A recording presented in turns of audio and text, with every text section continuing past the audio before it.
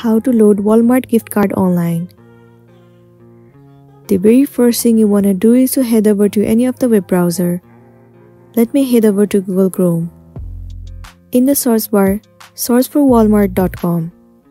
It will land you on this official page of Walmart. Once you are in here, enter your login credential and then sign in to your specific account. Once you have been signed in, click on Account at the top right. Once again, click on Account. Inside Manage Account, you'll find the option where it says Payment Methods. Head over to it. The option of gift card will be visible to you.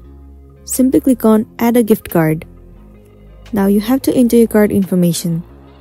First of all, enter your gift card number and also enter the PIN or security code.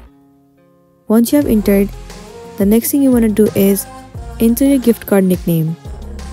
If you have entered all, simply click on Save at the bottom right. And then your gift card will be loaded in the Walmart. With the help of this gift card, you will be able to make the payment for any of the purchases that you make on the Walmart. And then you'll be good to go. So that's it, and this is simply how you can load your gift card on Walmart. I really hope this video is going to be helpful for you.